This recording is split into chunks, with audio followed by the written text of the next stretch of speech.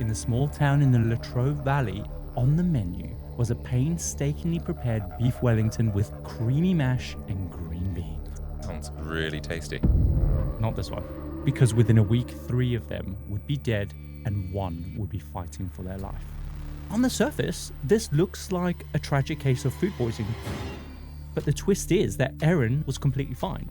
That obviously seems suspicious to me. Heather asked why Erin might have eaten her lunch on a different colour plate to everyone else. Doctors quickly suspected that the cause of the illness was down to one of the deadliest mushrooms on the planet. Did Erin Patterson knowingly poison her in-laws? 4 days after the lunch, she had paid for entry to the local tip. CCTV confirmed Erin dumping several items, including a food dehydrator that matched the manual that they found in a house. Oh my God.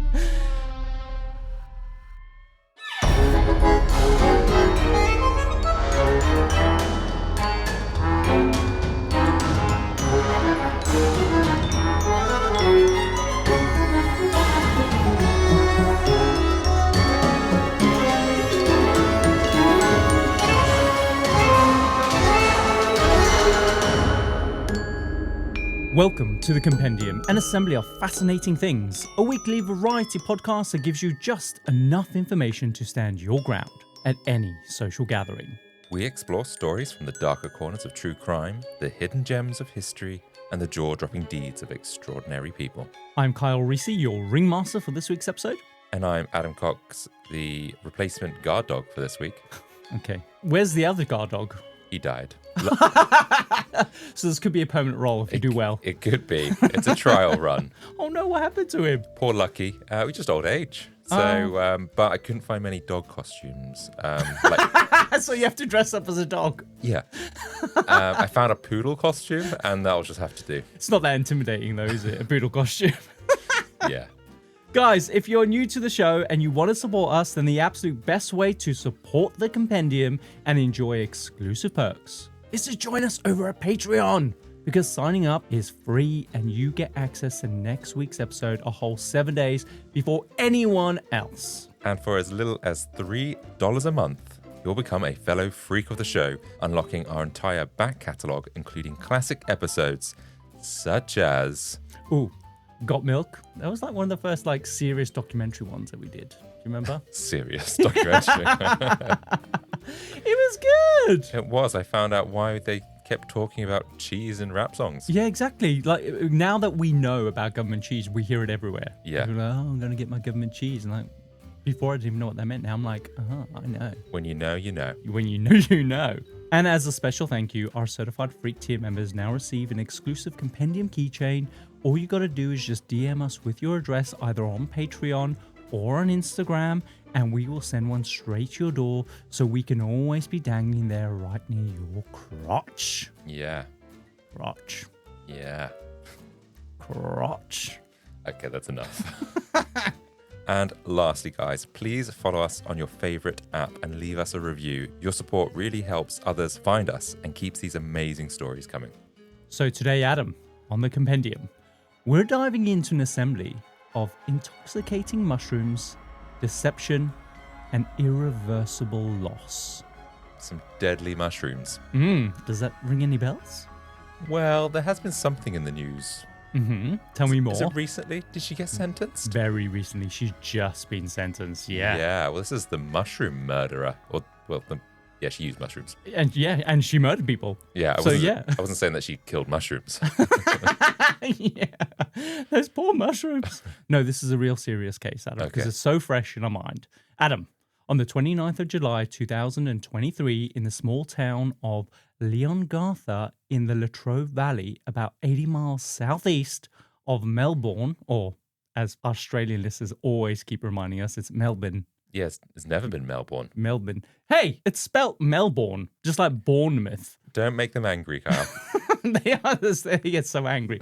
But they always follow up with a lol or a smiley laughy face. So they're lulling you into false sense of security. They're like, it's fine, but they're going to stab you. Yeah. I love Melbourne. It's such a shame we didn't get to spend that much time in it because the suburbs around it are apparently really incredible. I listen to one of my favorite podcasts on the planet is Tony and Ryan, which is an Australian podcast. And they live in the Melbourne area. And just when they talk about kind of going out to different restaurants and stuff that they go to, where they go to get their kind of chai latte or whatever, I want to go back and I want to experience some more of the restaurants and the food that Melbourne, see, I got it there, Melbourne has to offer. Yes, it reminded me, it was very European familiarity to it. And we went to that restaurant which had the best food we had in Australia. It was on Collins Street. It was like an Asian fusion restaurant. Yes. And it was just incredible. And they had that big, massive ice crusher on the bar. And we were like, it looked like a torture device. Like you put your nuts in there and they crush them. But actually, they're like, oh, it's to shave ice down for cocktails. I'm like, oh, I see. I get it. Yeah. But that was incredible. The food was just amazing. I can't remember what the place was called. Don't know, but it was really good. I remember us thinking this was very good food. Yeah. It's so strange when you go to Australia. Culturally, it is so diverse because, of course, we visited Melbourne. We visited Sydney and we visited Cairns, and just the culture between the different, the vibes of living is just so different. Do you know what I mean? Yeah. And like Melbourne, when we went there, it was quite cold at the time, surprisingly cold. Yeah, we just come from Cairns, which was 30. Yeah, and muggy. Yeah, good trip. So Adam, back to the story. In Leongatha, in this little town 18 miles south of Melbourne, a seemingly ordinary family of 5 gathered around the table for lunch. On the menu was a painstakingly prepared beef Wellington with creamy mash and green beans. That sounds really tasty. Not this one. Oh. The next morning, 4 of those lunch guests would be violently ill, and within a week, 3 of them would be dead and 1 would be fighting for their life. Amazingly, Adam, doctors quickly suspected that the cause of their illness was down to death-cap mushrooms, a mushroom so rare in Australia, yet one of the deadliest mushrooms on the planet. What baffled doctors most was how this mushroom even ended up in that meal. And now there was a serious fear it had somehow slipped into the Australian grocery supply chain. If that was true, Adam, a potential national catastrophe was about to unfold. Isn't it amazing how just a mushroom, a tiny little mushroom, can do so much damage? Yeah. Oh, when you find out what this mushroom does to your internal organs, it's horrific. It's awful. Why would nature develop something like this? You know, at the same time, I know it's not native to Australia, but this is Australia. So it's like, while you're in Rome, just kill a bunch of people. If animals can kill you, so can the plants. Exactly. But as investigators scrambled to locate the source of the contamination, suspicion began to turn towards Erin Patterson, the seemingly loving daughter-in-law who'd prepared the meal. Because while her family members were in critical condition, Erin herself was completely fine. On top of that, Erin was also reluctant to help authorities trace where she had purchased the mushrooms from. Her increasingly suspicious behavior and the revelation of a widening rift within the family made investigators wonder if something more sinister was happening here. Did Erin Patterson knowingly poison her in-laws? I mean, the second you throw in in-laws, it's a yes. It's a yes. Yeah. We do not want them carrying around for Christmas dinner again. So you've obviously heard of the story before. Yes. What else do you know about it other than she's been sentenced? Well, I'm guessing she's found guilty, so she did it. But did she knowingly do it? That's the bit I'm not too sure about. That is what they had to prove in court. But the thing is, though, by the end of that year, Erin was arrested on suspicion of murder, and from there, the case spiraled into one of the wildest true crime stories in recent history.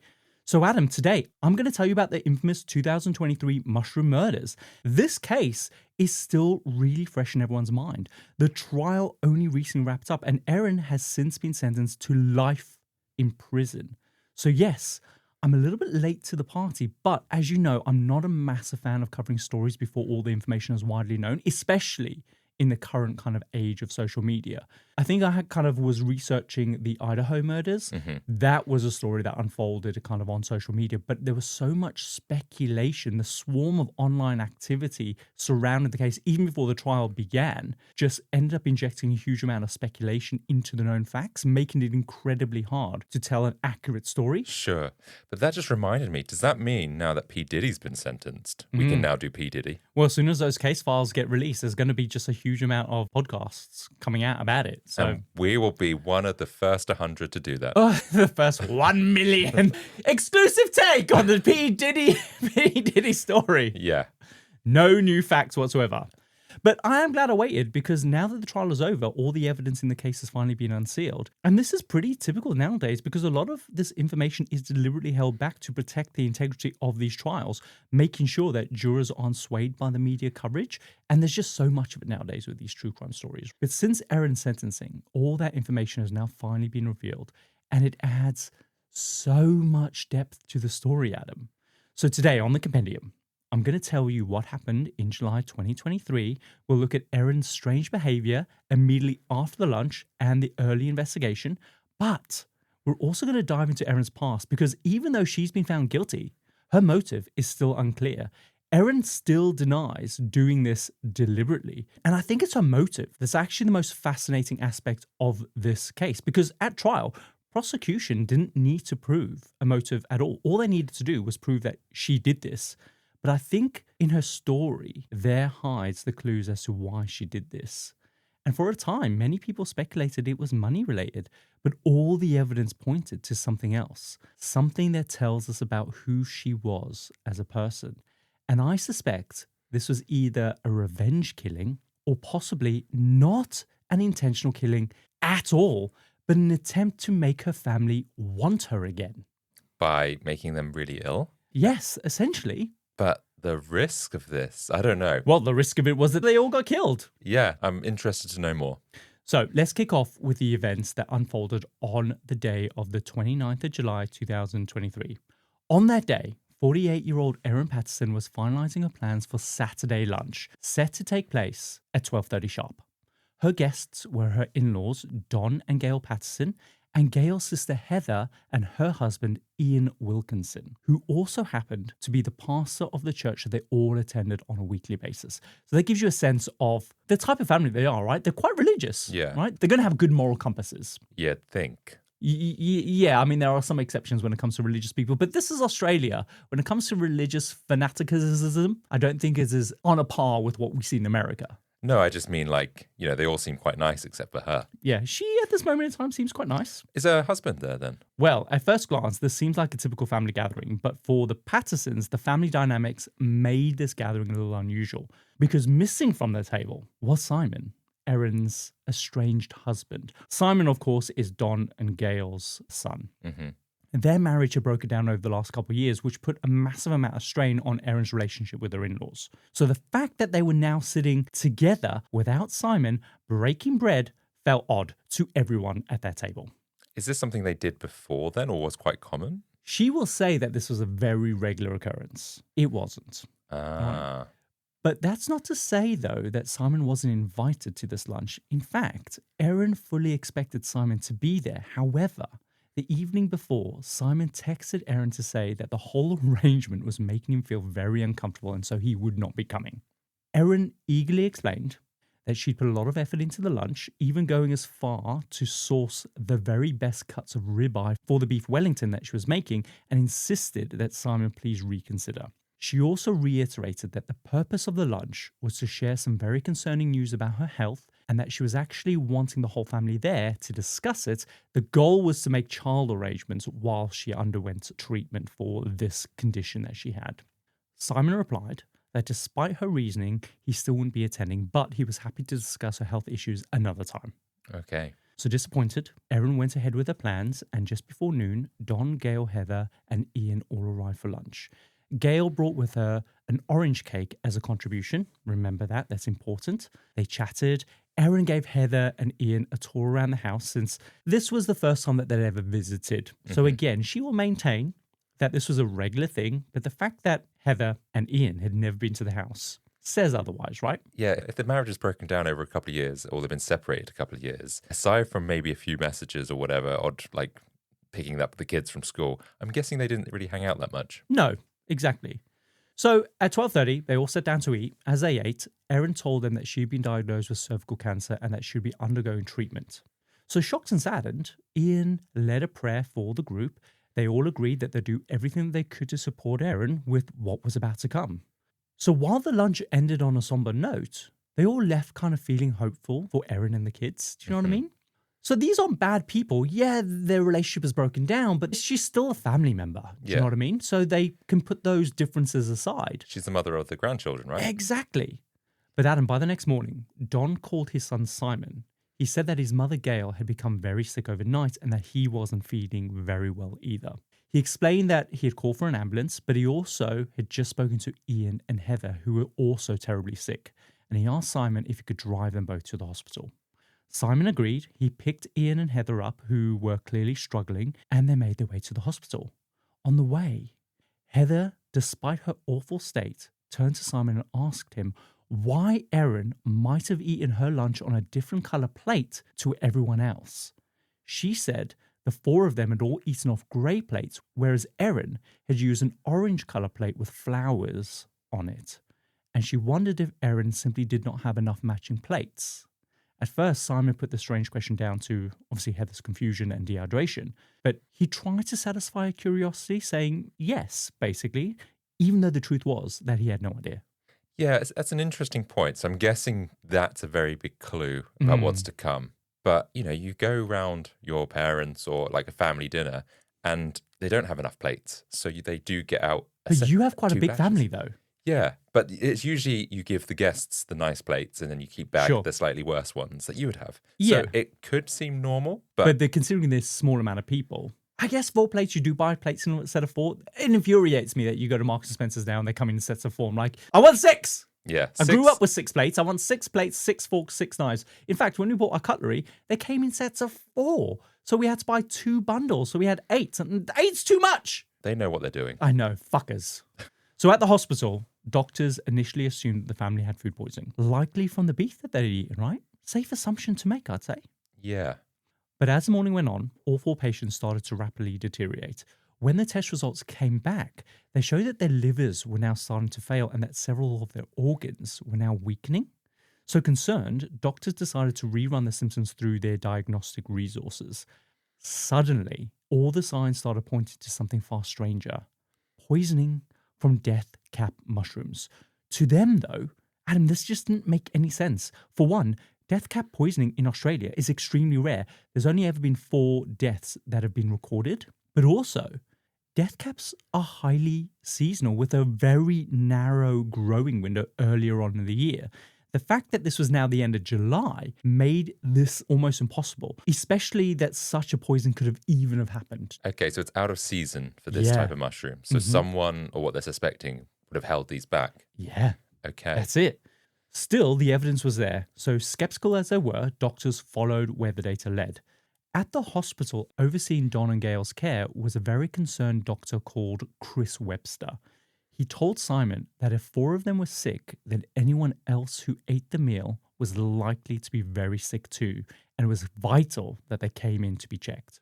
So he knew that it was death cap mushrooms. There wasn't a machine that obviously said this is the symptom. I guess they ran it through their diagnostic machines going, their livers are failing, these organs are failing, they've got gastrointestinal, whatever it is, and they've gone, well, the signs are likely to be death cap mushroom poisoning. And they're just like, but it doesn't make sense. But they have to follow what the data's saying, right? Because this is critical. Yeah, but it sounds like it's so rare, like for them to be able to spot this. That's what's amazing about this, is that they were quickly able to just go, we suspect it's death cap mushrooms. They don't know at this moment in time. It could so easily be the beef. Wow, this doctor really listened in class. Yeah, Australians are good. So Simon calls Erin. He explains what's happening and he asks how she was feeling. She tells him that she'd woken up with a bad stomach, but otherwise she felt fine. But still, given the condition of the others, she agreed to come to the hospital. When Erin arrived, Dr. Webster immediately drops everything. His thinking is that if this is death cap mushroom poisoning, then timing is critical. So he examines Erin. She tells him that apart from having an upset stomach, she felt fine. She just suggested that all she needed was an IV to rehydrate after having all the diarrhea. Okay. So Dr. Webster then calmly and carefully explained that at this point they suspected the cause to be death cap mushroom poisoning. And while she felt fine now, her condition was likely to worsen over time, even potentially be fatal. He then asked Erin about the ingredients that she used in the lunch. And at first she was cooperative, but then when he asked if she'd used mushrooms, her demeanor shifted and she started to grow increasingly anxious. But at first though, Adam, he assumed that this was simply the realization of how serious death cap mushroom poisoning was and also concern for herself and for her in-laws, right? Mm-hmm. But as he continued, he noticed that her anxiety seemed to center on the mushrooms. She grew more and more evasive about where she'd gotten them from, Still, at this point, that detail didn't matter. The simple confirmation that mushrooms had been used gave him enough confidence about the treatment that he needed to administer, right? Sure. So he goes off to make a few inquiries. While he's gone, Erin's anxiety escalates again. She starts to insist to nurses that she wants to discharge herself, telling them how she now felt completely fine and that there was no reason to stay. And at first, they urged her to stay. They were saying, like, your condition is going to only get worse.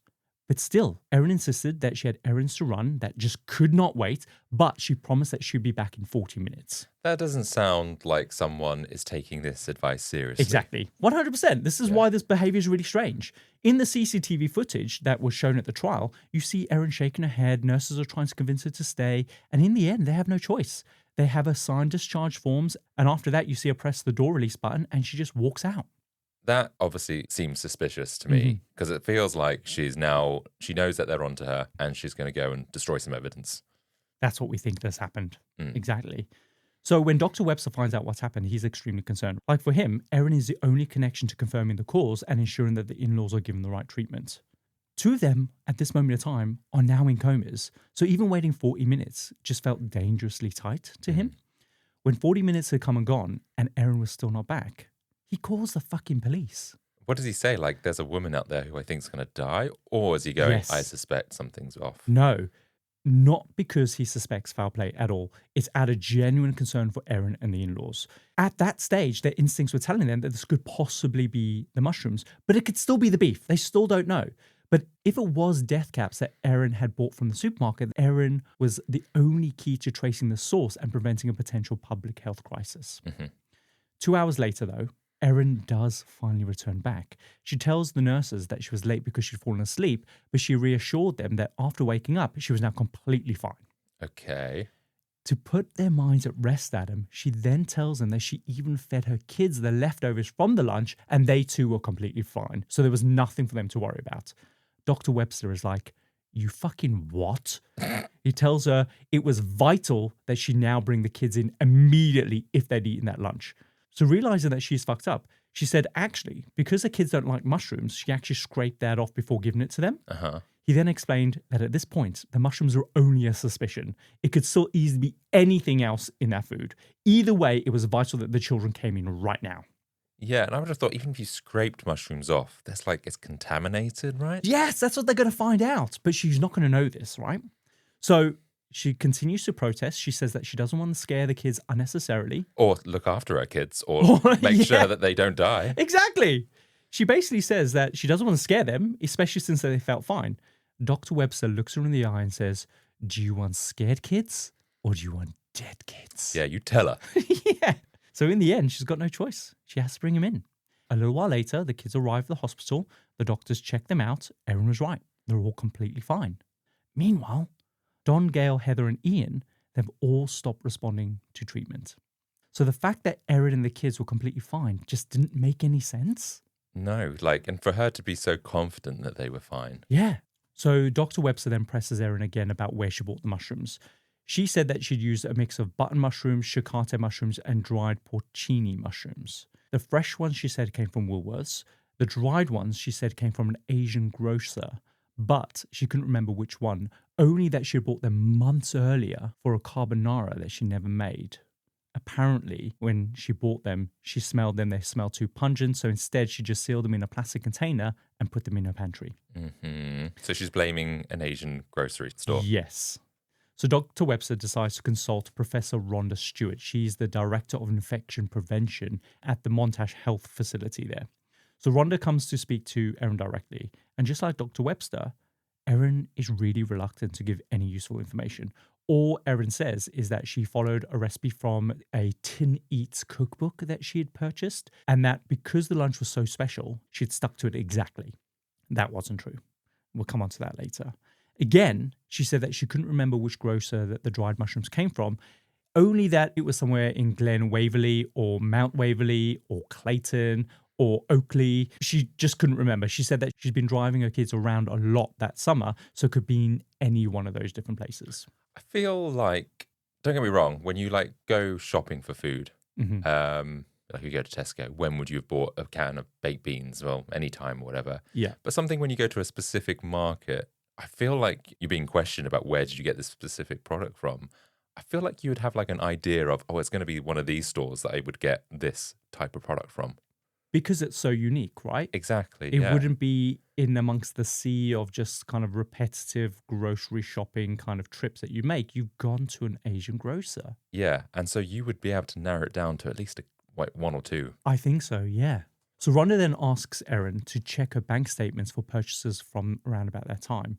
Erin replied that wouldn't work because she always paid in cash, but she did remember the packaging. It was a clear plastic packet with a handwritten label on it saying 100 grams or whatever.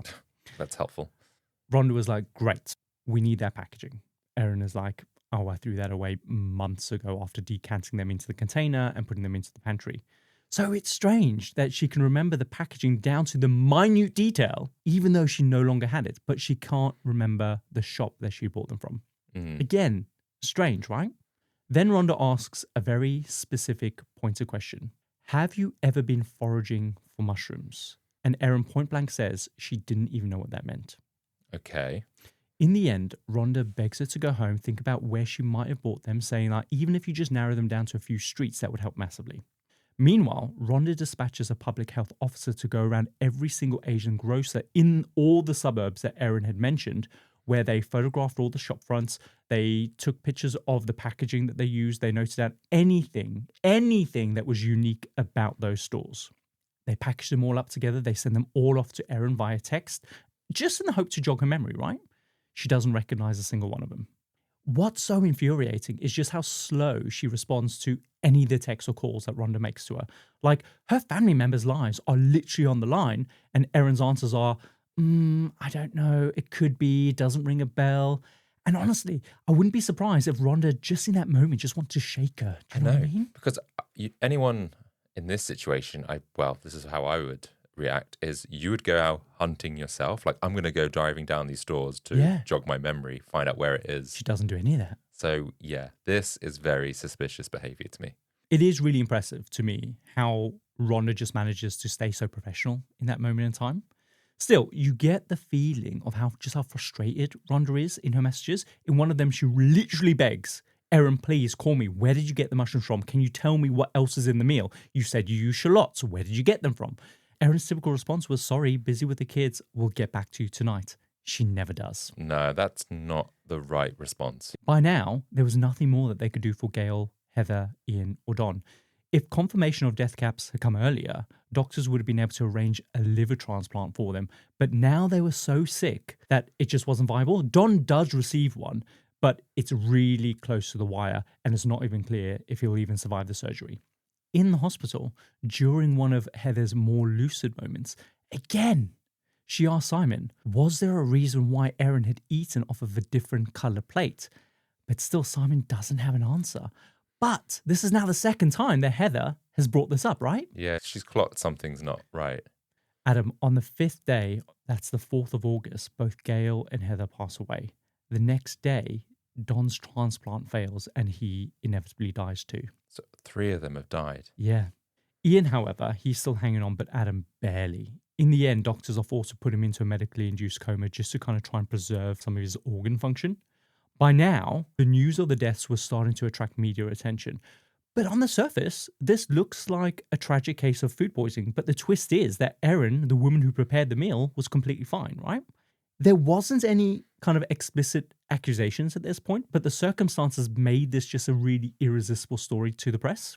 So naturally, they start gathering outside of a house. Erin arrives home after being out somewhere, and the journalists start asking her all sorts of questions, specifically about the lunch that she's made, right? They want to know what was in the lunch. She doesn't answer any of the questions directly, but she is happy to be there because she gives a very obvious, very carefully staged monologue towards the cameras. She's talking about how devastated she was by all of this, how Gail and Don were the best people she's ever met. She was saying that Gail had been like the mother that she never had because she had lost her mother 4 years earlier. And now in the middle of all of this, her kids lost their grandmother. She's the mother that she never had for 4 years, basically. Yeah, I guess so. Maybe she had a strange relationship with her mother throughout her life. Oh, okay. Yeah. Fine. So during this weird monologue, when she has like a moment of pause, journalists then quickly jump in again. Can you tell us about what you used to cook the meal with? And Erin just ignores them. Again, she just launches into another kind of chapter of this weird monologue about how devastated she is. She's crying, but Adam, there's no tears. She's doing like a lot of eye rubbing. At one point, she checks her hand to see if it's wet. It wasn't. She really should have practiced this. She should. I think she did, but she can't force the tears. That's the weird thing. But also her body language is just so incredibly stiff. Like she stands upright, just facing the camera the whole time. Her arms are at her side. Honestly, Adam, this reminded me of a Susan Boyle kind of moment, standing on the Britain's Got Talent stage, facing forward, ready to kind of like give her performance, right? Really stiff and like nervous and stuff. This isn't the behavior of someone who's devastated at the thought that she's accidentally poisoned her family. You'd expect someone to kind of just crumple in on themselves rather than just standing to attention, right? Yeah, like the guilt, like if it was an accident and she didn't know that she'd done this, then obviously it's a terrible thing to have happened. Yeah. But you'd expect to see guilt. You'd expect to see that more visibly, I guess, off her. It's just weird. Like all the components of this monologue speech are there, but they just don't quite add up, basically.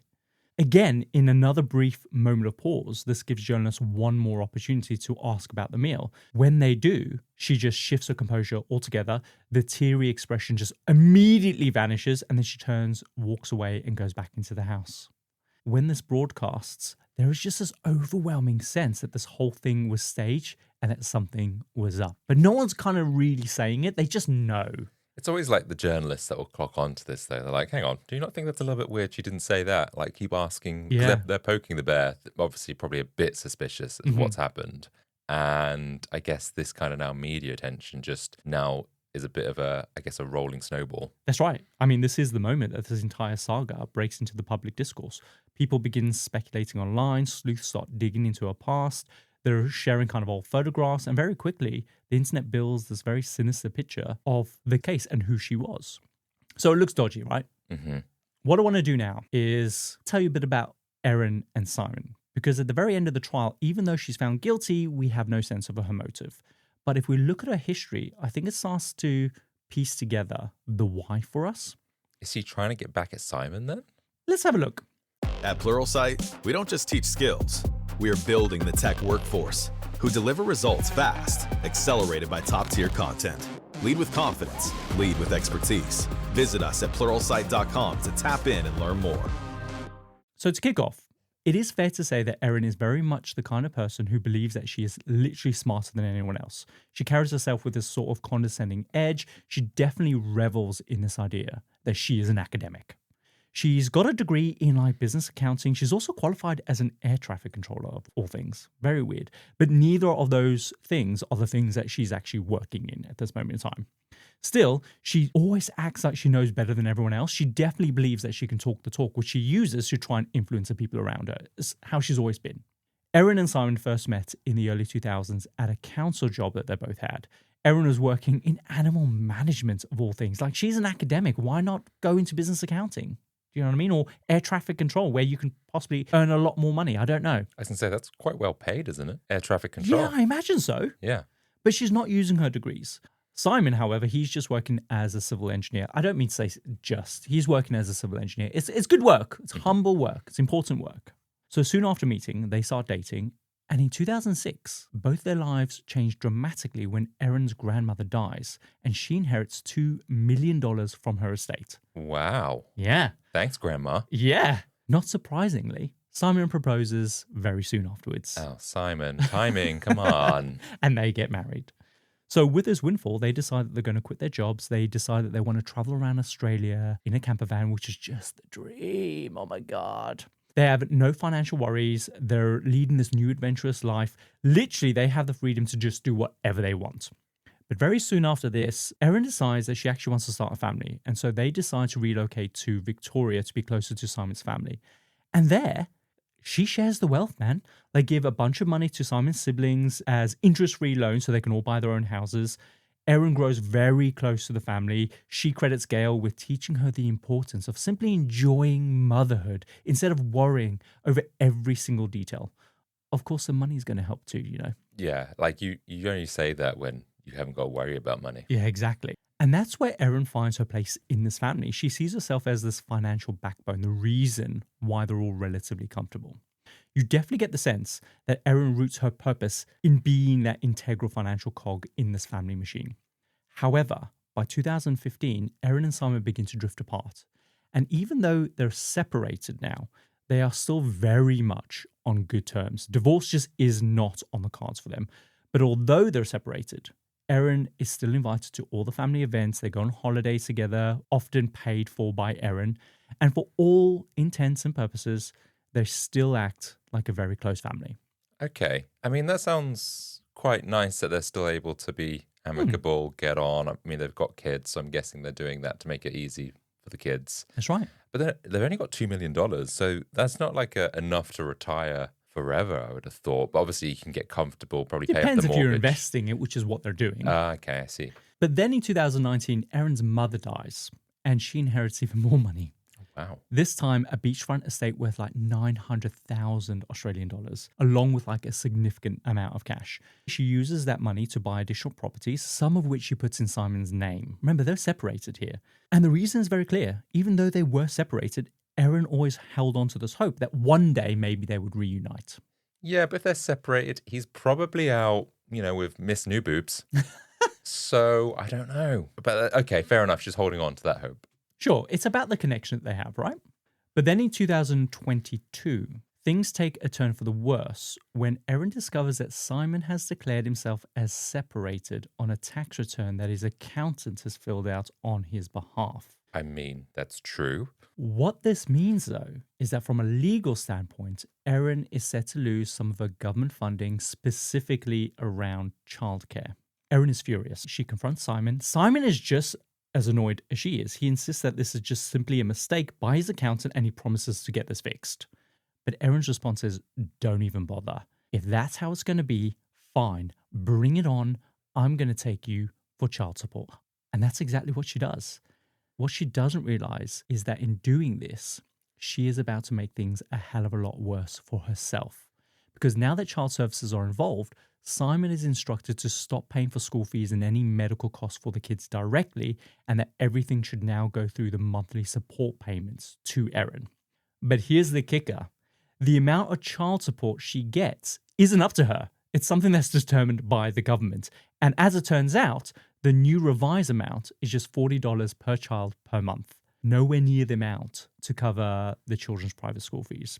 So Erin is basically completely screwed herself over, and Simon's reaction is basically, well, I'm just doing what child services are telling me to do.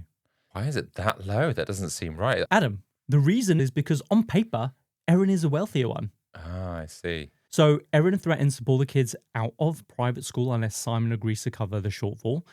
His case manager tells him not to do that, and so he doesn't. And so Erin follows through. She pulls the kids out of private school. This ends up setting off this endless back and forth of fighting. Erin tries to rope in Don and Gail, hoping that they will put pressure on Simon. But in the end, they remind her that she is the one who's created the situation and that for the sake of the grandchildren, they're not getting involved. Yeah, it does feel like she's now putting her own interests ahead of her children's. And she's being a bit petty. But how long have they been separated now? So quite a reasonable amount of time. But I'm getting the sense from her she's probably jaded and pissed because of all the support that she's giving them over the years. I feel like she's probably just saying, just give me a bit more money to care for your kids. I can tell you now, it's not about the money at all. She is wealthy. She can do this. We're going to come onto it later on after we go through the trial, where we go through what I think the theory is around why she's done this. And I think by then it'll be very apparent. Okay. But the thing is, though, to Erin at this moment in time, it looks like his parents are taking Simon's side, which only deepens the sense of exclusion from the rest of the family. Because around about the same time, invitations are going out for Gail's 70th birthday. Family members all mentioned that they've received theirs, but Erin hasn't. So she thinks she's not invited. But in reality, this is purely just a miscommunication because Don and Gail assumed that Simon's invitation covered her as well because it had done for so many years, right? Even throughout their separation. Simon obviously tries to smooth things over, and Gail and Don, they reiterate to Erin directly, of course we want you there. Of course we do. But by this point, Erin feels snubbed. She sees this as proof that the family are siding with Simon, and that in her mind, it's especially insulting given how much money that she's given them over the years, right?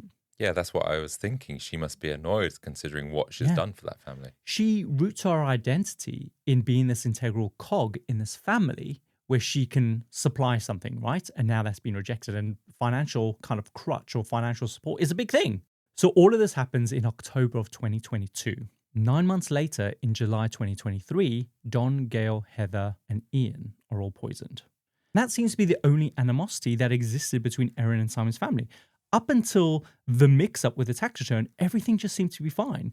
Yes, they're separated, but they're still on good terms, right? So what was that duration between the tax return and then their deaths? I think probably about a year and a half, maybe. Okay, so when Erin was saying like, oh, we get together all the time, that was true like over a year or 2 years ago. That was perhaps quite common that they would at least meet up for family get-togethers, birthdays. It's possible. Yeah. Simon is saying, no, we didn't. And certainly Heather and Ian never came over because that was the first time at the house. Yeah, okay. But it seems like they were a bit closer than they were now, for sure. For the last year and a half, it does sound like it wouldn't have happened. So going back to just before Erin's kind of Susan Boyle Britain's Got Talent moment outside of a house, up until that point, the story looked like a tragic accident. A doting daughter-in-law who had unknowingly cooked a meal for her in-laws, accidentally contaminating them with deathly kind of death cap mushrooms, and now 3 of them were dead. But then people start honing in on the details. So to remind you, first remember we have the awkward circumstances around the lunch itself. Her relationship with Simon obviously had deteriorated badly. That meal was always going to be tense, right? Then you have the fact that after the lunch, every guest fell violently ill. This is suspicious enough for Heather to question why Erin had eaten from a different coloured plate. You then have Erin's evasive behaviour at the hospital, insisting that she can't remember where she'd bought the mushrooms from, before suddenly growing very agitated and then just charging herself from the hospital. Finally, the cherry on the top is the odd stage press interview outside her home where she seemingly is suddenly devastated. It's all completely at odds with how she'd behaved up to that point. Yeah. But now, suspicion is building towards Erin. So investigators decide to probe a little bit deeper. They pay Erin a visit specifically to test the leftover lunch that is still in her bin. Okay. The test results come back, and they find traces of death cap toxins in the food, not only in the mushroom paste, but also in the beef itself. The toxins had literally seeped into the meat. What's interesting is that Erin had claimed that she gave those leftovers to her kids after scraping off that paste, yet her kids were completely fine. So it was a separate Beef Wellington then? The presence of the toxins was enough for police to hand the case over to the homicide squad on the 3rd of August 2023, who then issued a warrant to search her house. There they found the recipe book, Tin Eats, which she claimed to have followed to the letter because of how special the lunch was going to be. They also noticed that the recipe was for one large Beef Wellington. However, the scraps in the bin showed that she'd made 5 individual Wellingtons. Erin's explanation was that she couldn't find a single beef tenderloin large enough, so she had to improvise, which obviously raises the first eyebrows, because if this was an intended poisoning targeting Don, Gail, Heather, and Ian, then the 5 individual beef Wellingtons meant that she kind of could safely eat the meal as well without having a fear of being poisoned. Because she can't share the meal from the big one, can she? Yeah, exactly. Although that would still make me nervous that she has obviously carved or put aside her Beef Wellington, which hasn't got the death cap mushrooms, and then she's got the 4 which do. That would still make me worried, like you're going to contaminate something or how she's prepared them, unless she's done completely like separate times of the day. But this also explains the reason for the different color plates. Oh yeah, of course, exactly. She put her one, which wasn't contaminated, on the orange plate. Yeah. Next, police comb through Erin's electronics. On her tablet, they find photos of kitchen scales with dried mushrooms being weighed in them. Forensics test those scales, which come back positive for death cap toxins. On the same tablet, they also find photos of a food dehydrator with mushrooms laid out on the inside. Okay, that doesn't sound like she's bought them from a store. Exactly. Like if they're dried mushrooms, why are you putting them back in a dehydrator? Yeah. Without telling Erin that they've seen these images, investigators then asked if she owned a dehydrator. She flat out says no. So they press her further and they say, then why do you have a dehydrator manual in your house? To which Erin responded, I like to collect appliance manuals. Oh, shut up. I mean, actually, to be fair, I can believe my mum saying that. Yeah, I know. So maybe I do need to watch out this Christmas. When I was writing that, I was like, it's possible. I know some dull people. We could be one of those people one day. But yeah, that's still a very weird thing to say, like, especially if you don't even own the appliance. Yeah, exactly. So next, investigators looked through her bank statements and they saw that 4 days after the lunch, she had paid for entry to the local tip. CCTV confirmed this, and in it you see Erin dumping several items, including a food dehydrator that matched the manual that they found in her house. Oh God, Erin. When they test it, it comes back positive for death cap mushroom traces. I mean, like, how you expect this to look? I don't know. Here's the thing. Erin claimed that she bought the mushrooms dried from an Asian grocer, so why was she even using a food dehydrator? Why were they seen in that dehydrator? So obviously they tell her that, hang on, we think you're lying. We found your dehydrator. Oh, they don't tell her. Oh, they don't? They just let her dig at him. Okay. So the next day, police bring Erin in for questioning. They want to understand why everyone was so critically ill while she and the kids seemed totally fine. Erin reminds them that she had been sick, and the reason the kids were fine was because she had scraped off the mushroom paste before serving it to them. At this point, she has no idea that the meat itself was also tested positive for death cap toxins, right? So she doesn't know this. They're not going to tell her. They then press her again about the dehydrator that she'd previously denied owning. This time they show her the photographs from the tablet, and she says that maybe she'd owned one a long time ago. Of course, the pictures were timestamped, but the investigators don't let on that they know what their timestamp is. They wanted to basically see if she'll continue digging herself into a hole. They also find screenshots detailing symptoms of cervical cancer that she'd taken from a Google search that she had done, right? So she got the results up, she'd like screenshotted it, and that was in her library. So she hasn't got cervical cancer? Yeah, it's safe to say she doesn't. So Simon knew that the lunch was to discuss, obviously, her health situation, but he didn't know that, obviously, it was this type of cancer. And before Donna died, he told Simon that Erin had told them all that she'd been diagnosed with cervical cancer. So this seemed to track with the screenshots that they had found on her tablet, right? In the interview, they asked her what was the purpose of the lunch, hoping that she would mention the cancer. Instead, Erin claimed that the lunch was just a typical family gathering that they did all the time. But Simon was like, that's not true. In fact, the lunch was so out of the ordinary that it was one of the reasons that he chose not to go. He said it was strange even that he had invited Heather and Ian to be part of a discussion about her health. At that point, they'd never ever been to the house before. It's dodge, right? Totally. Eventually, investigators, rather than kind of steering her towards talking about the cancer diagnosis, they just directly ask her. Erin flat out denies telling them that she had cancer. What? Yeah. But what Erin didn't know at this point was that investigators had found Gail's calendar, and that in June, there was an entry that said, Erin, St. Vincent's Hospital. That same day, investigators found a text to Erin from Gail asking how the appointment went. Erin replied, it was okay, I need a biopsy and an MRI scan. A week later, Gail then texted again asking about how the MRI went. This time, Erin responded, a lot to digest, talk to you more about it when I see you both. Then Gail's next entry in her calendar was lunch at Erin's with Heather and Ian, dated the 29th of July, 2023. Okay, so she had kind of been leading this, then drip feeding something was up. Yep. For sure. So it looked very much like this lunch was tied to Erin's supposed diagnosis, right? And I guess they can just easily ask her doctor, find her medical records, and find out whether she had it or not. She believes 100% she can talk her way out of this. She has this grand sense of how intelligent she is. She's an idiot. Yeah. So investigators show Erin the text and the calendar entries, to which she says, oh, I was worried about cancer because it ran in my family. I must have just mentioned it to Gail in passing.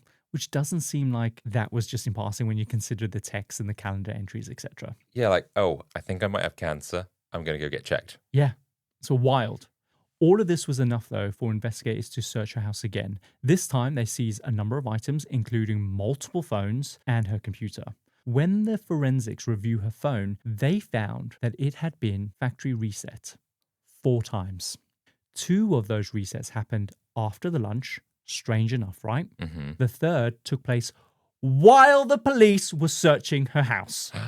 Erin was supposedly on the phone to her lawyer, which is risky, and so she reset her phone during that moment. Right. The fourth time, Adam, was done remotely after the phone had already been seized and booked into police evidence. That is stupid. I swear, if I was going to like bump someone off, I would be smarter than this. Yeah, I feel like I would, but I don't know. Maybe you're in that moment. You think like, I've got this covered. That's exactly what she thinks. She thinks she can bullshit her way out of this. So when investigators search Erin's computer, they pull her search history, right? She's dumb enough to not even clear her search history. One of which was a search for where do death cap mushrooms grow in Gippsland. Gippsland is basically the region of Victoria where she lived. From that search, she then accessed an article titled Death Cap Mushrooms from Melbourne, Victoria, Australia, which cited various sightings of the mushroom posted on the iNaturalist forum back in May 2022, so a whole year before the poisonings took place. From then on, that iNaturalist website was visited repeatedly between May 2022 and June 2023, 1 month before the poisoning actually happened. So just for context, the iNaturalist website, if you're not familiar, is basically like a public science forum where people can share sightings of like plants and wildlife. In this case, the posts were from members of the public, essentially warning others that mushrooms have been spotted in the area and to be basically careful. The post of most interest to the police, though, was from a woman called Christine McKenzie. She's a retired poison specialist who had spotted these mushrooms on a walk. And in her post, she included photos and a warning to be cautious, especially when out walking with your dogs, right? Sure. So now, to investigators, it looked very much like Erin had foraged the mushrooms herself and lied about buying them at an Asian grocer. I mean, we kind of knew that anyway, right? Yeah. You very much get the sense that this is what investigators suspected the whole time. They just needed proof. Because if death cap mushrooms had contaminated the food supply, there would have been more cases, especially since Erin claimed that she'd bought them months and months earlier, right? But you also get the sense that they knew because by this point, weeks had gone by and there'd been not a single public announcement from health authorities warning these mushrooms might be in these supermarkets. Because if they genuinely believed that, those warnings would have been out there, right? Straight away, like to protect everyone. And yeah, like this has been a couple of months, like there would have been multiple deaths since then. Meanwhile, investigators were also speaking to Simon, talking about their relationship. And this is where they discovered something very odd. Between 2021 and 2023, Simon had fallen ill on 3 separate occasions from suspected food poisoning. One of those times was so bad that he had to be hospitalized, which suggests that Erin had been at this game for a while. And by 2022, based on her online activity, she was now searching for a more permanent solution to this rift between Simon and her family. So it sounds like she was trying to bump off Simon a while ago and mainly directed at him by the sounds of things. Possibly. I mean, he was supposed to be at that meal. But let's put a pin in that because, again, we're going to come back to it later on and we're going to talk about, like, what does those poisonings mean? Because there's a couple details in there that actually suggest something else. Okay. And also, we're not even sure whether or not she did try poison. It's just weird that within a space of, 2 years, he's come down with food poisoning that many times. Strange, right? I mean, if it's a result of her cooking. Then sure. Yeah. But if it's not, then that's weird. Yeah. Food poisoning that often? Does he have a history of that? Maybe he just likes eating out of the same dodgy food truck. I don't know. Possibly. Then something happens that Erin was hoping wouldn't happen. Ian Wilkinson wakes up from his coma. Oh. And he starts talking about different colored plates. Oh, so he survives. He survives, yeah. Yeah. He'll be able to tell everything, like, oh, yeah, about the cancer and everything, right? Yeah.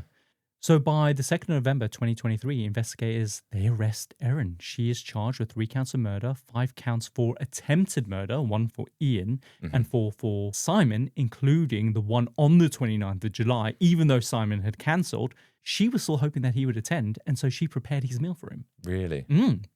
Erin's trial for murder began on the 30th of April 2025. It ran for 10 weeks, and because of the public interest, it was meant to be held in Melbourne. But Erin insisted that it be held closer to home in her kind of community of Morwell. Because the court in Morwell was so tiny, seats had to be kind of balloted out to kind of just make it fair to kind of the journalists and people who wanted to attend. So across Morwell, all the hotels and the Airbnbs, they were booked solidly. One of the local cafes decided to capitalize on this case by serving mushroom toasties. Oh my, in some ways it's marketing. But the thing is, though, it's so Australian. Do you know what I mean? Like, it's their humor. It is. So, but then people died here. True. That's true. Bad Australians. Yeah. But at the same time, I'm not holding Australians to account for that. No. But at the same point, I'm surprised this lasted 10 weeks because I feel like in a week I'd be like, yeah, she's guilty. Yeah. Send her, lock her away. Yeah. So just before the trial, the prosecution decided to drop the attempted murder charges relating to Simon, largely because obviously the defense's objective was to establish reasonable doubt, right? Mm-hmm. So without any hard evidence of those poisonings, prosecutors were worried that it might weaken the core murder charge. So they didn't want to take that gamble. Because if they present that and there's even just a minute kind of doubt in those other poisonings, they could be like, well, we can't prove everything, so she's not guilty. Do you know what I mean? Yeah. So the prosecution's argument was simple. Erin deliberately foraged for the death cap mushrooms. She dried them in a food dehydrator and used them to make a paste for her beef Wellingtons with the intent to kill them. The defense's argument was equally simple. This is all just a tragic accident. What made this trial so fascinating, though, Adam, and so unusual, is that things don't look good for Erin very, very quickly. And it's not surprising, right? Like, it looks like a slam dunk.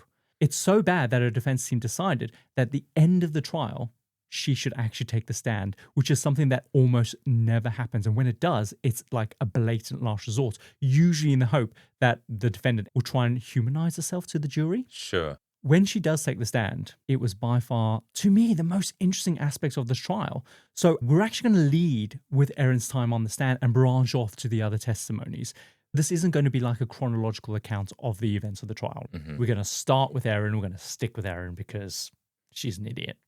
Yeah, I'm interested to hear what she says, but I don't know. If I was her solicitor or lawyer, I would just think there's no way. How the hell am I going to try and prove this? They get to that, and then they think that they have a strategy, and then she fucks it up again. And it's so interesting because Erin clearly has this weird belief that she can talk her way out of this, but she also wants to have the last word. And as a result, rather than answering questions directly, she launches into these long-winded rambles, trying to kind of come back at something else that someone else has said like 3 kind of days earlier. And everyone's just like, what? What's that got to do with the question that's just been asked? Right, okay. It's just weird. She also comes across very strange. Like, she's often very over polite 1 minute. She's trying to show everyone how sweet and lovely she is. But then the next, she kind of like switch into being really condescending and arrogant, even dismissive of questions. But then other times, she'll just like instantly cry. She'll realize that the effect wasn't working, and then she'll just instantly stop. What, crocodile tears as well? Yeah. Mm. She also has this odd habit of like standing up whenever the jury enters the room, which you just don't need to do. So to the jury, it looks like she's trying to manipulate them. Yeah. And it's very obvious. But also, Adam, the bullshit on the stand, to the complete horror of her lawyers, she would just like randomly kind of bring up details that were never in her official statement. Journalists in the room would then quickly go off and fact check them in real time and then discover that she was lying. And then within 30 minutes, it would be then leaked into the headlines and they were popping off all over the internet, all while Erin is still on the stand. Wow. It's mental. Yeah. So things were looking grim for her before she even took the stand. So when she did, it only just gets a lot worse. The prosecution's key questions were, why did Erin lie about having cancer? Why did she lie about where she got the mushrooms from? Why did she pretend to be poisoned at the hospital? And why did she dump the dehydrator at the tip, then deny ever owning one? So let's start with the cancer, because that's quite interesting. As we know, the only surviving witness of the lunch is obviously Ian Wilkinson. When he wakes up, he explicitly says that Erin told them that she'd been diagnosed with cancer. And Simon's testimony about Don's words before he died backed that up completely. And so do, of course, the text and Gail's kind of calendar entries, right? Yep. On the stand, Erin is, of course, forced to admit that she had lied to Gail and Don. She is forced to do that a bunch of times. She was like, okay, yeah, I lied about it. It's like if she lies about that and she's admitting it on the stand. Exactly. Then how can you trust anything she says? Exactly. And the reason why she's forced to kind of admit that is because, as you said earlier on, there's no medical records to back any of that up, right? Because they check. Of course they're going to check. But she gives 2 reasons for the lies. First, she said that she liked the attention that Don and Gail gave her. She claimed that she craved their attention because she felt rejected by the family after her and Simon had split up. I get that. I get it. But it's still dark that she lied about cancer, though. That's inexcusable. Her lawyers then have to remind the jury after she's like forced to admit that she's lied, is that, yes, this is a cruel thing to do, but this does not make her a murderer, which is true. On that by itself? Sure. Yeah. But wait till you hear some of the other assertions that the lawyer makes because it's just so bad. The second reason Erin gives was that after initially telling Gail that she had cancer, she did book herself in for an operation, but had been too embarrassed to admit what it was really for. And so she just kept them believing that she had cancer. What did she book herself in for? She explained that all of her life she had struggled with her weight and she had lived through years of emotional abuse and bullying. And this basically impacted her so much that she ended up turning to bulimia. Eventually realizing that there was an option, she decided to book in for a gastric band surgery, but was too ashamed to tell anyone. And so, like I said, she continued to let people believe she had cancer. But either way, she would still need help with the kids while she recovered. So she needed to have this lunch to discuss the care of the kids. Okay, so that's the cover story for that. So did she actually get a gastric band? Before I get onto that, the lawyers then used this bulimia to explain why she wasn't sick after the lunch. She said that Gail had brought with them a orange cake that they didn't eat, apparently, and that when they all left, she ate the whole thing, purged it all up, therefore expelling the toxins. Okay. The whole courtroom is like, oh.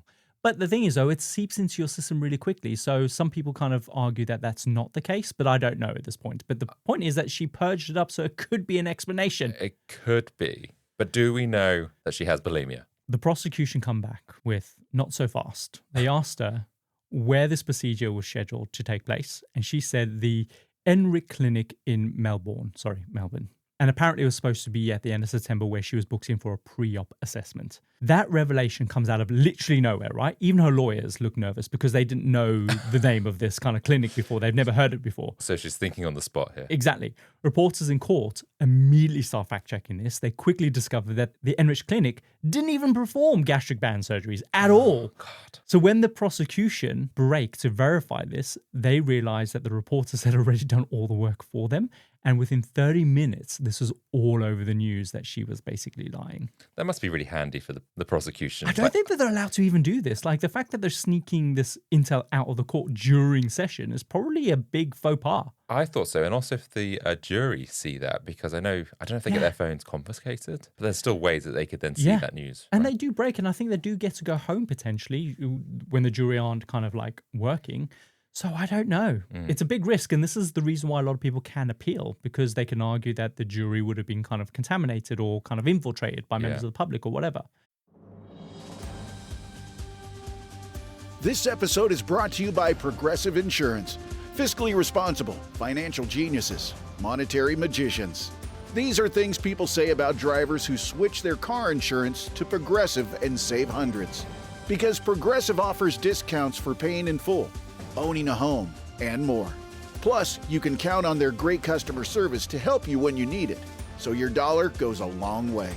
Visit Progressive.com to see if you could save on car insurance. Progressive Casualty Insurance Company and Affiliates. Potential savings will vary. Not available in all states or situations. Worried about your future in tech? Master new skills, accelerate your team's impact, and redefine what's possible with Pluralsight. We're more than just another online learning platform. We're shattering the skills gap and shaping future generations of technologists. Transform your work. Transform your team. Ready to tap in? Visit us at pluralsight.com to learn more. This is the story of the one. As a maintenance supervisor at a manufacturing facility, he knows keeping the line up and running is a top priority. That's why he chooses Grainger. Because when a drive belt gets damaged, Grainger makes it easy to find the exact specs for the replacement product he needs. And next day delivery helps ensure he'll have everything in place and running like clockwork. Call 1-800-GRAINGER, click Grainger.com, or just stop by. Grainger, for the ones who get it done. So when Erin is confronted about this, prosecutors also point out that gastric band surgeries aren't something you just book, right? They require a GP referral, and without that, she couldn't have possibly been on anyone's waiting list. Erin then clarifies, oops, silly me, the appointment wasn't for gastric band surgery, it was a consultation for liposuction, a procedure that the clinic did offer. So she turned 180 on that stand. She should have just said that in the first place. She shouldn't have lied at all. Then you could have been a bit like, yeah, that's why she was kind of maybe ashamed, you know, but still, I don't know how long does it take to recover from lipo? Who knows? I don't know. Surely not months of chemo if you had cancer. Yeah, exactly.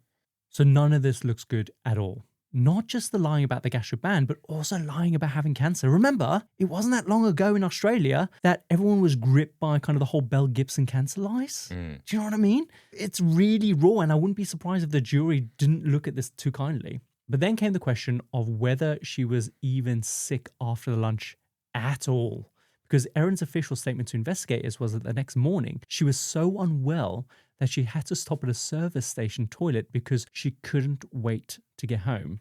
They even managed to pull the CCTV footage from that service station, which confirmed that yes, she did stop at the service station, but when she went to the loo, she was in there a total of 9 seconds. Oh my God. I mean, did she do this to kind of lay the foundation? Or did she just like, oh, I went to the toilet and so therefore... Or just thinking on the spot. 9 seconds? Oh my... Do you want to know what she says? What does she say? So to this, Erin says, oh, that's because I'd pulled over earlier on the roadside and pooped into a dog bag. When I went to the service station, that was me discarding the bag. Okay. So let's just pause on that for a second, right? Because this is one of the details that the internet will never forgive her for, right? They'll never let this go. Basically, Erin had woke up that morning with diarrhea, yet she still planned to take her son to a flying lesson which had been booked. He apparently saw how sick she was. He even offered to cancel, but Erin insisted that she was fine. By the way, it turned out that the flying lesson was cancelled anyway due to poor weather. But on the way, she then pulled over, used a dog bag with surgeon-like precision to poop into. We know from the Poop Cruise episode. I was just thinking, like, it's not easy to poo into a tiny little bag. It's not. We tried after that episode. It's impossible. And then went to a service station to bin it. That's grim enough, right? Yeah. But here's a real kicker. The thing that seared into the internet's collective memory is that morning, before setting out, Erin decided to put on brilliant white trousers. White trousers! So not only was the flying lesson cancelled, she still went out in white trousers even though she was shitting herself. Yeah. And I know it's a silly thing for the internet to hold on to, but what this says is that Erin was carefully managing her appearance rather than being overwhelmed by this illness that she was trying to convey to the court. But that just ends up undermining her credibility and empathy altogether. Do you know what I mean? Absolutely. I do think, like, she is quick on her feet to come up with an excuse, but she just does not think things through, does she? Remember, she didn't get bail, so she spent all that time in prison. She could have thought about all these different responses before the trial, and yet she did not. I think she probably was so arrogant enough to think that she already had the right story. Yeah, I believe that 100%. So now's the big question. Why did she lie about where she got the mushrooms from? Remember, Erin insisted that she bought them from an Asian supermarket. But investigators pointed out, if she'd bought them months earlier, why hadn't anyone else fallen sick in the public? Even like health officers searched every grocer in the area and they found nothing. So how could that be? Unless she was lying. Yeah.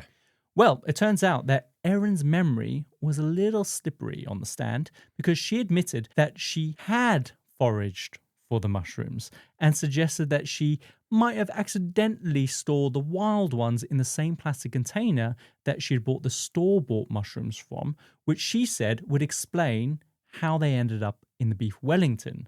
But the prosecution was like, if that was true, why had nobody gotten sick up until this point if you bought them months earlier?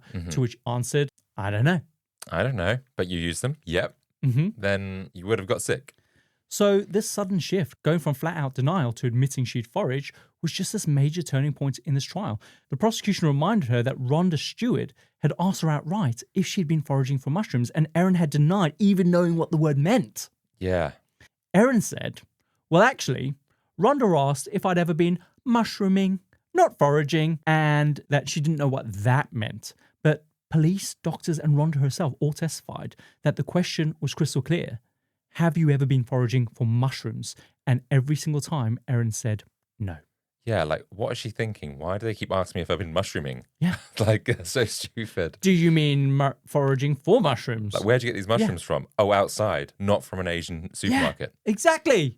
She's also forced to finally admit to owning a dehydrator, mostly because, like, she had no choice, right? Like, the manual was literally found in her house, and also CCTV had caught her dumping one at the fucking tip. Oh, that's a dehydrator? Oh. Erin explained that during the COVID lockdowns, she had used a dehydrator to dry mushrooms and other vegetables, mostly vegetables, but mushrooms were included, to dry them out, to grind them up, then bake them into brownies in order to get more vegetables into her kids' diets, basically. Gross. That's a terrible thing to do as a mother. Yeah. So that was actually true. She was a member of this Facebook true crime group where several of the other members, including Erin, had started chatting in these private kind of group messages. And they all testified that Erin had previously shared photographs of her using the dehydrator to dry out vegetables and apparently sneak them into her kids' treats, which honestly, I found hilarious. She was basically like really dead set and like, I want my kids to eat healthy. So she's sneaking vegetables into brownies, but at the same time, she's still putting sugar in their bloody bodies. So what's the point? That's why I thought it was stupid. That's why I thought, like, and also she's lying to her kids. Yeah. What a betrayal. I can never trust her again. The murders I can understand, but the vegetables. Yeah, how dare you spoil a brownie? That's just unfathomable. So Erin was now claiming that she had been into mushroom foraging since lockdown 5 years earlier. Investigators then pointed out that in all that time, never once did her family or her kids ever recall her ever going out foraging at all. Plus, out of the 500 books that they seized from her house, like books that covered literally every single imaginable interest that she had, not a single one of them was on foraging for mushrooms. The first time the concept of foraging ever appeared on the record was when she Googled, where do death-cap mushrooms grow in Gippsland? That was the first, and that was in 2022, not during lockdown. Mm-hmm. So when asked why she never mentioned any of this during the investigation, her answer was, I wasn't asked. Oh, God. But mushrooms were central to what was happening. Why didn't she think this was worth mentioning? Everyone was mentioning, we think it could be death-cap mushrooms. Why didn't you not mention any of this? That's the thing, like, why she should be concerned about her family, right? And so therefore she would give them all the information. Now, the only thing I can buy is if she did know that she had done this and was trying to cover it up because she didn't want to get found or thought to have murdered her family, but it was an accident.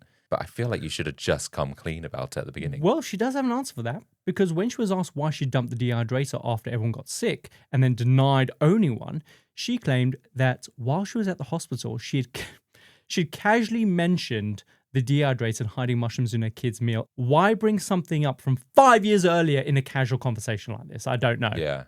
Anyway, she says that upon hearing this, Simon snapped back at her, saying, is this what you used to poison my parents? And so she said that she panicked, worried that the kids might be taken away from her, and as a result, she just dumped the dehydrator. Interesting. Simon completely denies this conversation. Oh. He said, this is a massive leap to go from hiding vegetables in brownies to me accusing her of poisoning my parents. Like, at that point, he didn't even suspect that she had anything to do with this. I think a slippery slope when you're secretly getting ingredients in brownies, it leads to murder. I'm afraid it does. Yeah, from brownies to murder, it's possible. We've all seen it happen. The prosecution basically ends up tearing into this. They argue that if Erin was innocent and if she truly thought that she might know what had caused the family's illness, why didn't she do everything that she possibly could to help doctors? Instead, it was clear that she took active steps to cover her tracks, refusing to cooperate and actively conceal evidence, basically, which is true. It's a fucking fair point. The defense then countered this by reminding the jury about hindsight bias. They argue that nobody knows how anyone will react in a crisis, which is true.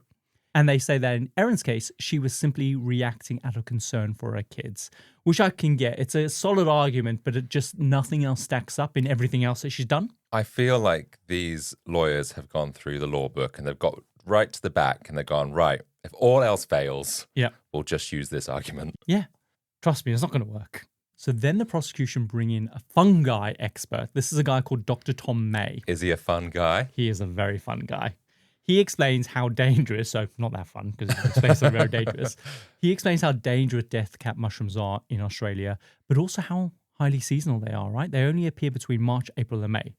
But also he explains how fragile they are and how, like, the second you pick them, they deteriorate within hours.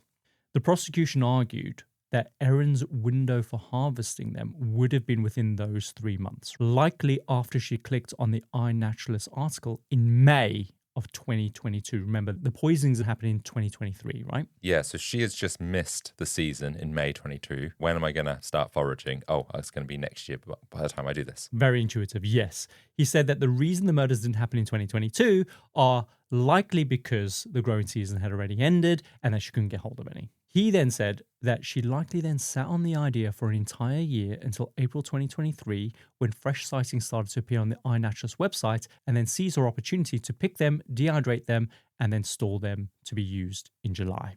That sounds really plausible to me, right? Yeah, she really should have started this cancer storyline back in 22 if she wanted this to pull this off. Yeah.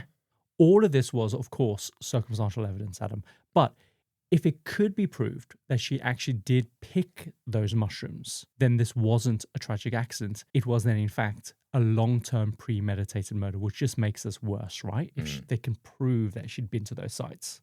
So what's the proof? Surely her phone signal or wherever her You're phone so is. good at this! Yeah, well, You're supposed to go, I don't know, Kyle! I mean, I'm solving this case.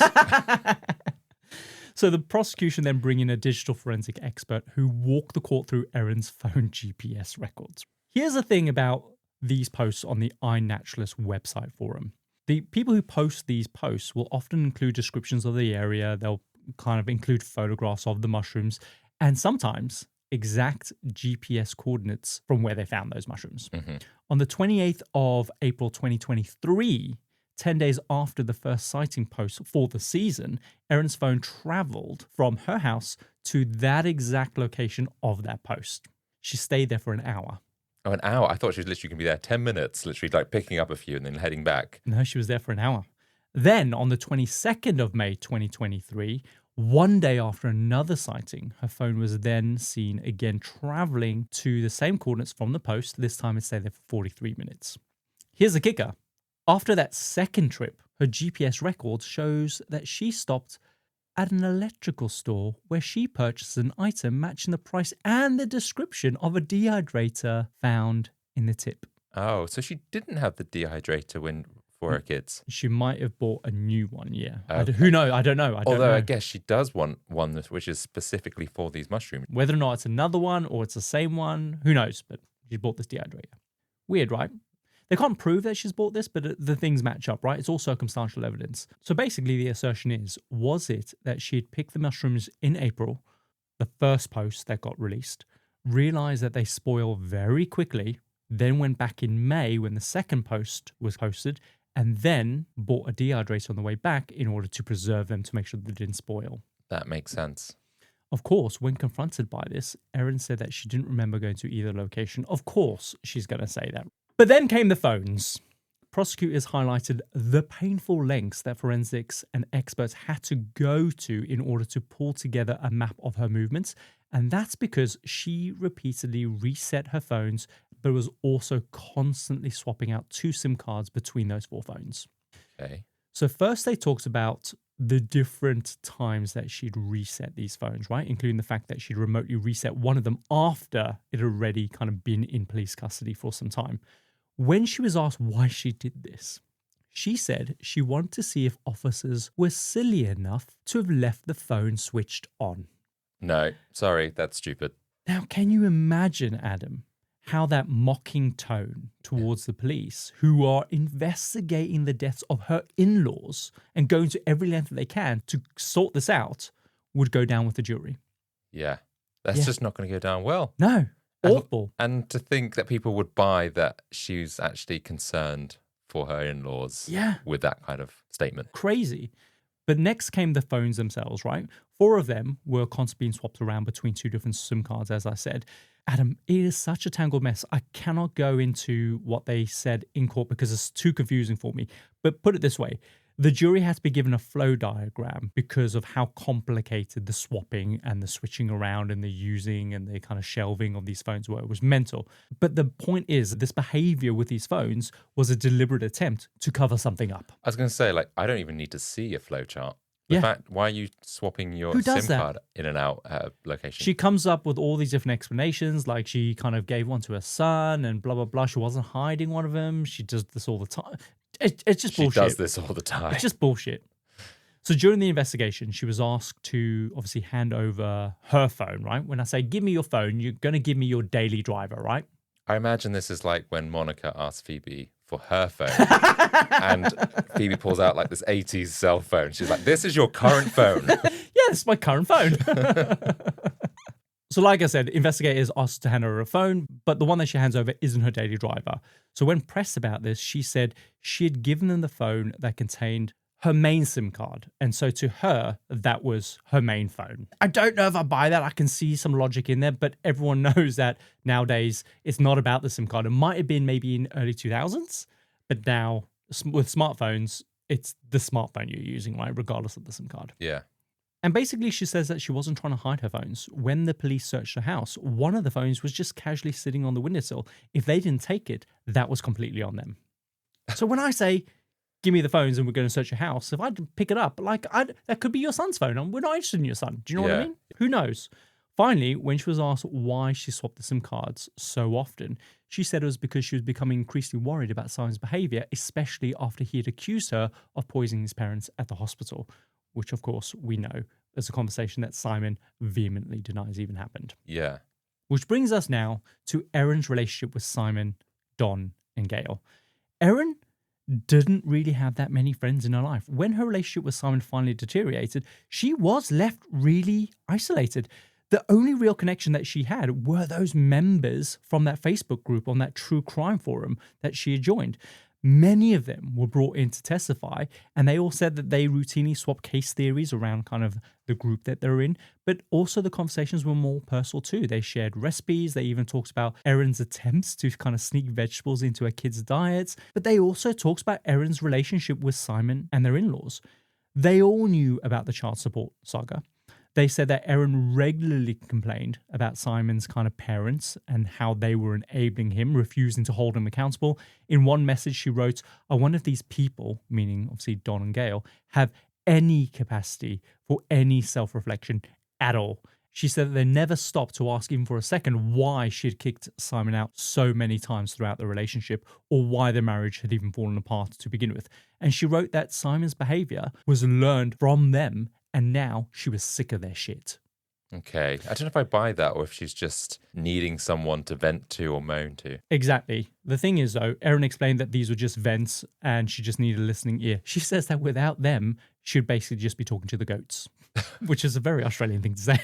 I feel like she did need a friend, Mm-hmm. and I feel a little bit of sympathy because maybe if she did have a friend, they would just go like, just get on with your life. Yeah. Remember, Erin said time and time again how much she loved Don and Gail, right? Even calling Gail the mother that she'd never had. Oh, yeah. Yet, on the stand, Simon said that while his parents, aunt and uncle, were all dying in hospital, Erin never once asked how they were. She knew what was going to happen. Yeah, exactly. She's guilty. Of course, Erin denies this, but by then, she'd been caught in so many lies, Adam, that she was... Because remember, she was forced multiple times to admit outright, to say the words, I was lying, again and again. Remember, this case wasn't about whether or not she'd poisoned her in-laws. It was about whether or not she knowingly did. We know that she did poison them, but was it premeditated? And to determine that, so much of this case comes down to credibility in your character. Yeah. The lies had mounted up to such a degree that the jury just couldn't trust anything that she was saying.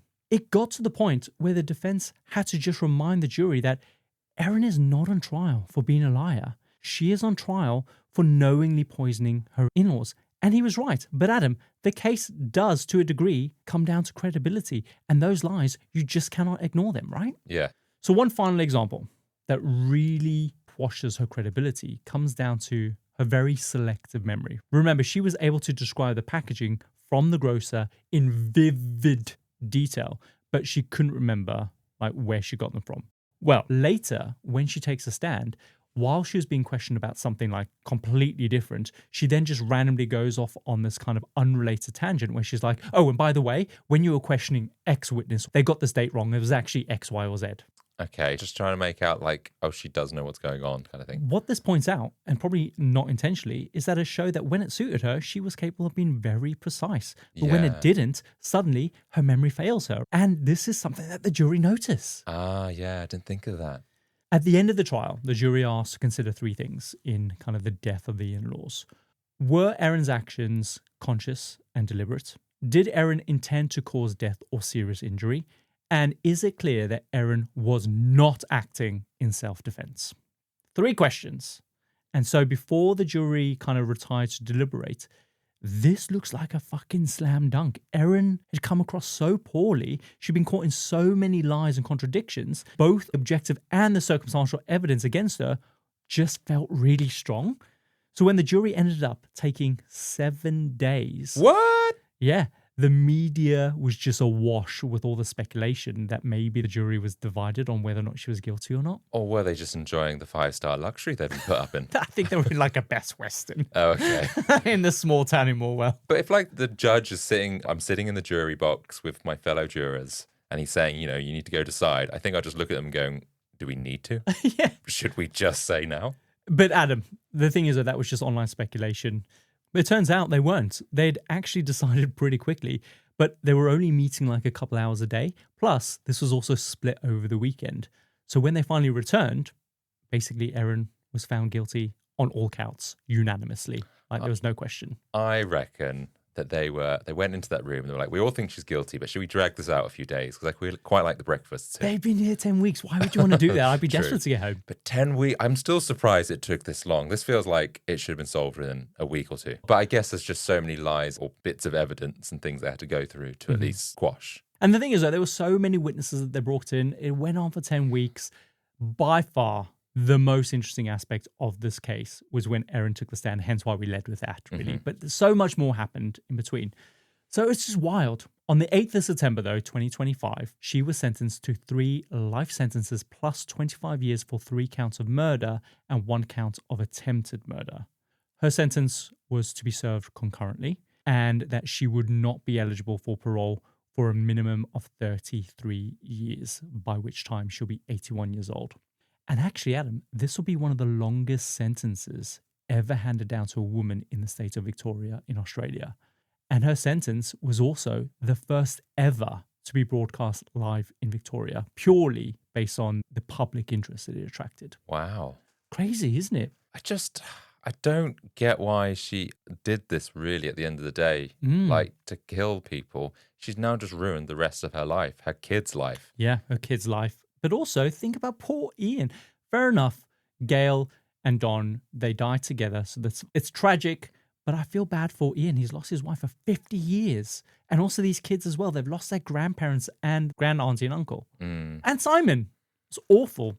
Yeah. But when you watch some of the documentaries, Don and Gail, they were so beloved in the community. So it reaches far beyond that in terms of the pain that she's caused. It's horrible. At sentencing, the judge, by the way, in Australia, they call them justices. They don't call them judges. A little small note. I was like, what is a justice? But apparently that's a judge or the equivalent of. But anyway, the justice pointed out that it was clear that Erin had meticulously planned this, which I think is very clear, right? Almost a year in the making.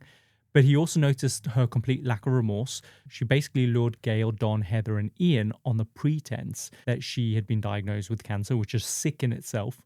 He also described the devastating impact this had on Simon and the children, and on Ian, as I said, who'd lost his wife of 50 years. But as of now, Erin is serving her sentence in the Dame Phyllis Foster Centre, one of Australia's most notorious women's prisons. And ironically, reports have already surfaced that inmates are outraged that Erin has been given a job handling food in the prisons, the prison kitchens. I would never eat. I feel like that's ironic, but yeah, I don't want to be eating from her. No, definitely not. And yet, after all of this, we still do not know what her motive was. It is clear that this was likely a whole year in the planning, right? That's a long time to hold on to a grudge. She had plenty of time to stop, reflect, and change her mind, but yet she didn't. Like I said earlier on in the beginning, the money was a motive, but it's very clear that Erin was financially stable, right? She was, in fact, the one giving her money away. We know the rift, obviously, in the family started with Simon's tax return, where he listed himself as separated. And as a result, Erin lost out on government benefits. So I can understand why money might seem like it is the motive there. But I don't think it was about the money at all. I think it was about what the word separated on that form symbolized for Erin. Even though they were no longer together, Erin and Simon maintained this really close relationship. So seeing the word separated on that form felt like a rejection to her. Yeah, I can see that because she's helped this family for so long. That's now official. And maybe it seemed like closure to her being like not part of the core family anymore. But whilst it's not about the money, is she pissed that she has given all this money away and she doesn't feel appreciated? 100%. That's exactly what I think. I don't think that Erin foresaw how things would play out from here, right? I don't think she knew that at all. I think things just spiraled, and that spiraled into the child support disputes, into the family tension. It bred resentment. And I think when she didn't receive that birthday invite for Gail's 70th, she felt like that was the ultimate rejection, right? This time from the whole family. Yeah. And Erin, I think, is someone who's terrified of rejection. She is not close to her own family. So I think she's always scanning for it, always kind of bracing against rejection. And to prop herself up, she's leaned in on this belief that she was the family's kind of financial keystone, that as long as she held the purse strings, paying for houses, paying for holidays, that she wouldn't be pushed away. And the truth is, they never ever did push her away. I think this is all just in her mind, right? I believe Simon when he says that that tax return was a mistake. And I believed him when he said that he was going to try and fix it. But Erin was like, no. And also, I believe him when he says that missed birthday invitation was just a miscommunication, because Erin's parents came up to her and said, of course we want you there. But by then, to Erin, because of this fear of rejection that she always feared was so close by, I think that she just saw this as proof of rejection, but also in gratitude for everything that she felt that she had done for the family financially. I think her pride had been hit a little bit. Yeah. And here's the thing. I don't know if she intentionally wants them dead. It is possible that she just wanted them sick enough for them to need her again. We know that she's poisoned Simon before, but here's the interesting thing. It's Erin who nursed him back to health each time he got poisoned. Really? Yeah. So was it revenge, or was this just a twisted attempt to kind of win the family back? If that is the case, I think she would have shown more remorse. It's like, oh, this has gone too far. Yeah. 2, would she have not gone to their bedside to look after them? These are all really great points. I don't buy that, actually. I think there's a possibility in both of those, though. No, not for me.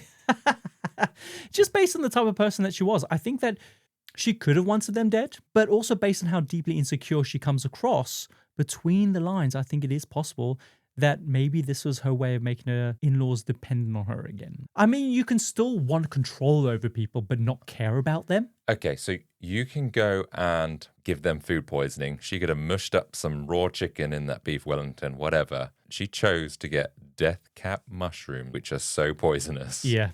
No, there's only one way that really ends. Possibly. Those are just my... Not possible. She's in prison. We know this is premeditated. Okay, so we know what you think then, because that was my next question. Hey, Adam, what do you think? She's a bitch. And Adam, that is the story of Erin Patterson, the mushroom murders of 2023.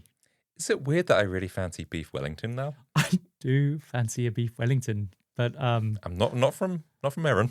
No, I don't think she's giving anyone Beef Wellington anytime soon. But what an awful story, hey? And it's a story that really kind of captured like the public's interest for quite some time since it happened. It's just so wild when you hear that kind of poisoning and such a horrific death. And the fact that just this comes from mushrooms. You just don't think that could kill you, but it just shut down their organs. Yeah, so the liver goes after them, the kidneys. It's horrible. Yeah, horrendous way to go. Yeah. What I'm always so amazed by is, like, I know like a lot of the stories that we cover typically come from America, but do you know what a close second is? Australia. Yeah. Yeah. They have some wild stories and some really great ones. One of my favorite ones is the Emu Wars. I really enjoyed doing that one. You did the shark arm murders. Belle Gibson, of course. Yeah. This one, I'm sure there's like several others. Yeah, I'm sure there's some other countries which have some wild stories. They're just not in English. I think it's just because we have a love for Australia, right? We have such an do. interest. But also, when we were planning on going to Australia, because of how excited I was, I listened to so many podcasts and followed so many influencers on Instagram that majority of my feed are Australian influencers. One of my favorite, and I can't remember his name, I don't remember their names, but they pop up, is this guy that he was on, I believe, Home and Away. Like, he's an old actor from Home and Away. Really handsome. He's just recently got engaged to his girlfriend. But Nick Carter, I think. Nick Carter. But anyway, and that's how I found out about Tony and Ryan as well. The Do Go On podcast I got from just obsession with everything Australian. And that's where a lot of these stories come from. Now you've got the Mushroom Lady to add to that now obsession. We've got the Mushroom Lady. People heard about that one all over the world. Yeah. Very good. Good story. But yeah, Well told. tragic note. So shall we run the outro for this week? Let's do it.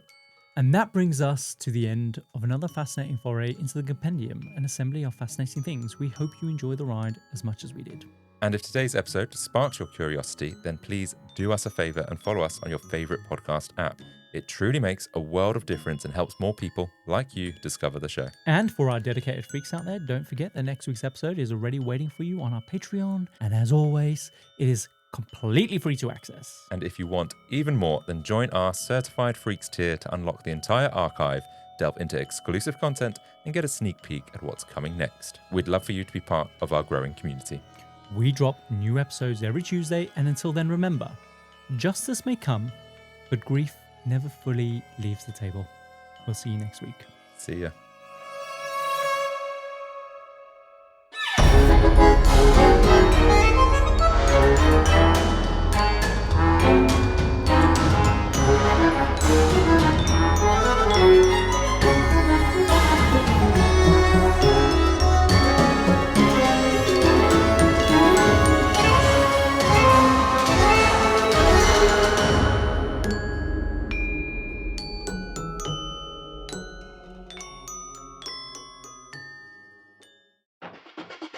My place in tech changes every day, but I don't fear the future because I'm with the leader, Pluralsight.